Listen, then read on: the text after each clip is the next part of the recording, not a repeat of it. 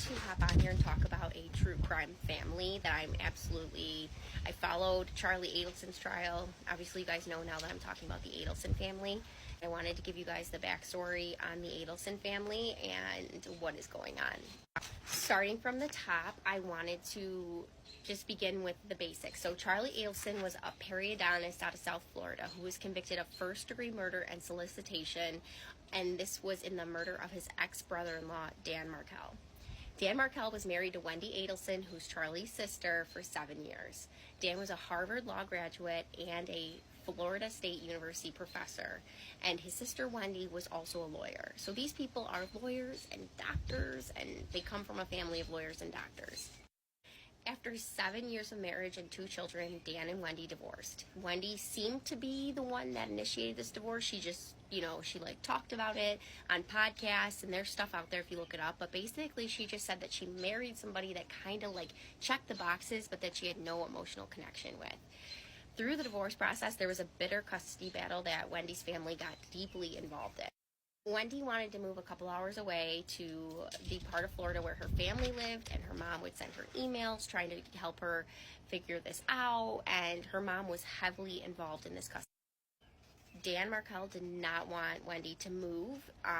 Her parents went as far as offering Dan $1 million to allow Wendy to take the kids to live near them, and they offered to pay for his travel and everything. So they were determined to get these kids and Wendy near them.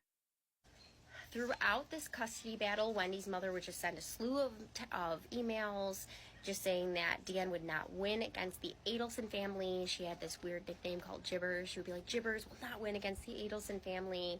And she definitely wanted her daughter to play the part of kind of schmoozing Dan into allowing her to move closer to them. She would send emails talking about how, Wendy, you're such a great actress. I've seen you in action. You can do this.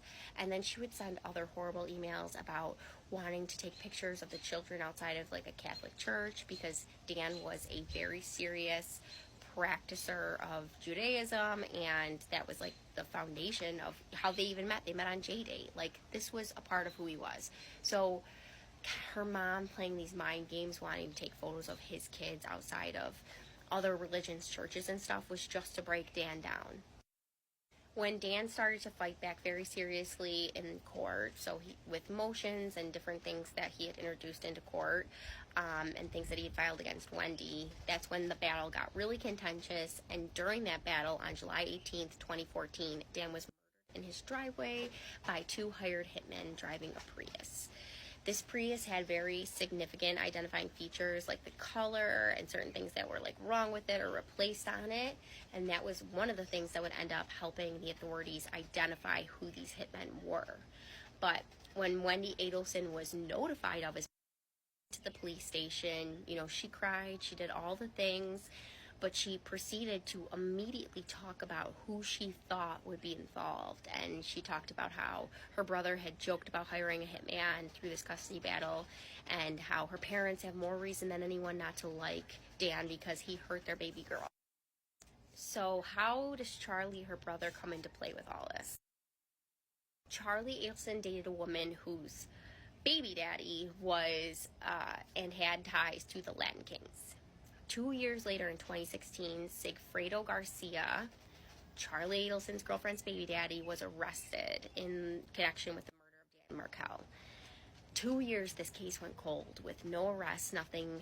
The Markel family was trying desperately to put out rewards for information and everything, but this case was going cold, and people thought maybe they would never find who did this.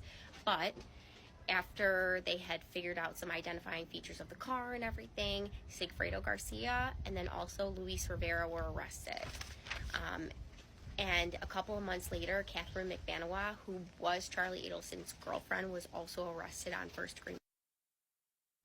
During all of this, the FBI had been monitoring Charlie Adelson, Donna Adelson, their connections, their calls, and even Catherine McBanoa. The FBI set up a sting called The Bump, where basically they had one of the FBI agents bump into Donna Adelson as she was going to pick up her 2 grandsons, Dan Markel's kids, from school. And he basically bumped into Donna and was like, I think it was Tuto. He's like, my brother Tuto, he helped your family out, and now you need to pay him. He needs the money. And Donna was just kind of like, what? But didn't seem too suspicious of it. Not like if anybody not involved in any of these things, you know, if somebody just bumped into them and said them, they'd be like, what are you talking about? She was just like, what? You know, like kind of like, oh. Donna ends up calling Charlie Adelson about the bump, and this is all on recorded phone calls. I think one of Charlie's biggest thing is that he does not stop talking. Even when Donna would be like, you know, I had this weird thing happen and we need to talk about it, I might drive to you, because Charlie lived a couple hours away.